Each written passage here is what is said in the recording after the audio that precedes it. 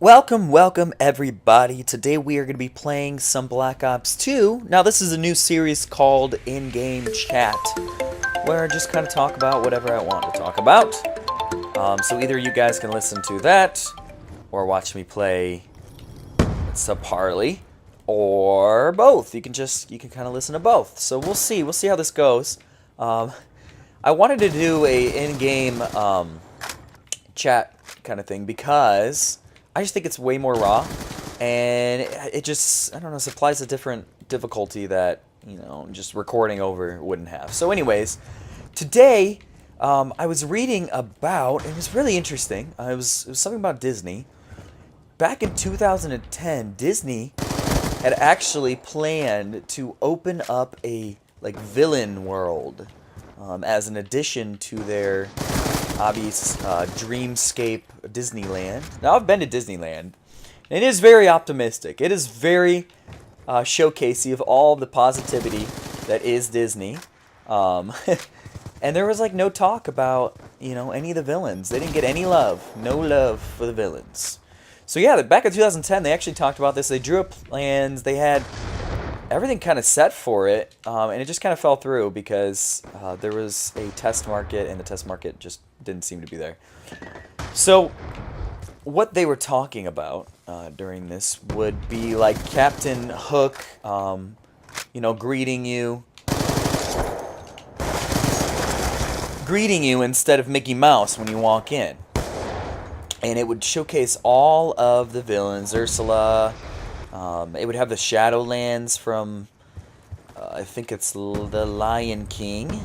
It would have the Shadowlands from there. So that actually would have been a really cool thing, you know. The Shadowlands and the whole Stampede. They could have probably done something cool with that. That would have been chill. Oh gosh, it's coming behind me.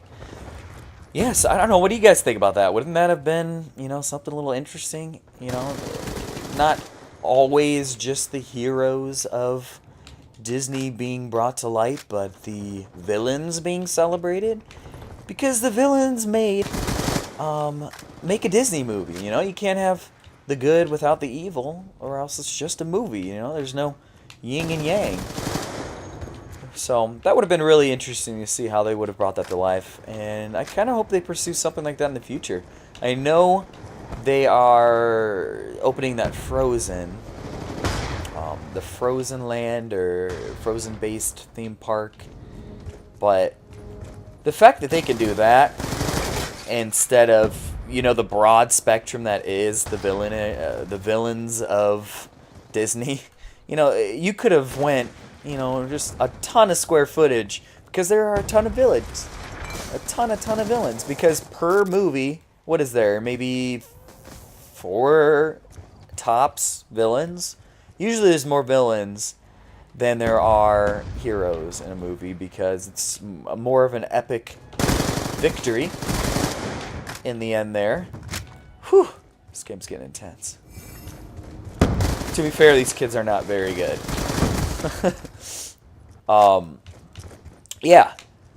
So I want to know what you guys think about it. It's a really cool thought, and I really hope they do again something with it. Would be nice. I needed to read more into it. I didn't get to read the whole article, but as of now, they are not doing anything with it. Oh, jeez. Gosh, I'm just imagining, you know, like black lights everywhere, all this awesome stuff. Because, honestly, I got a little sick about the entire, you know, positivity. There's just so much positivity at Disney World, and it seems like it was almost being forced, because it's like this dreamy place, this paradise. But I would get more comfort from a more dark tone of it, to be honest. Oh gosh! Oh jeez, I just got sniped. I'm not a big fan of that. Yeah, so that's what I wanted to talk about.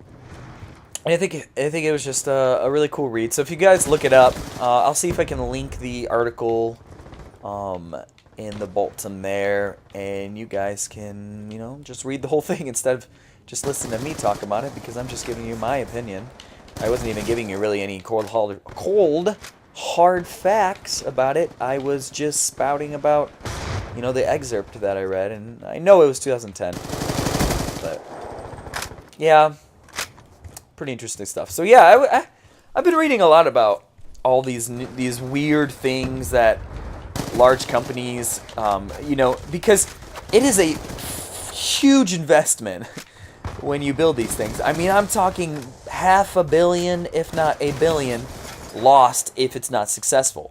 There's a ton of stories out there of people starting up small amusement parks and, you know, losing $50 million over it. Just in Ohio alone, where I live, there are three abandoned theme parks.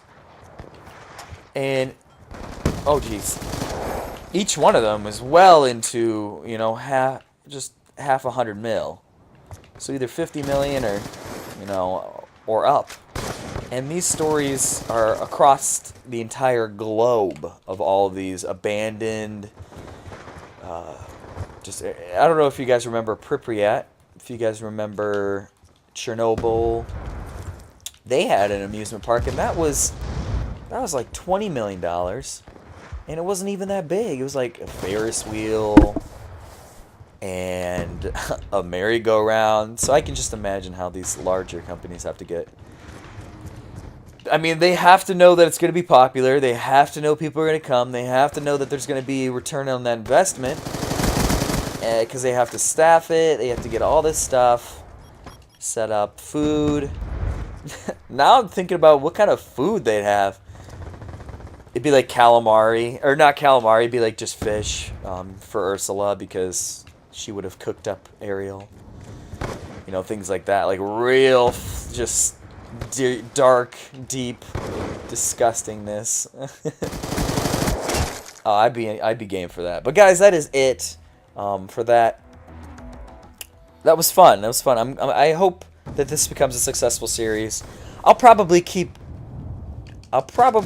doing it, but whether you guys like it or not. But I just want to invoke a lot of conversations. So I want you guys to, you know, list below what you guys think would be cool at one of these dark Disney areas. But guys, that is it for this episode. I hope you guys enjoyed. I'll see you in the next one.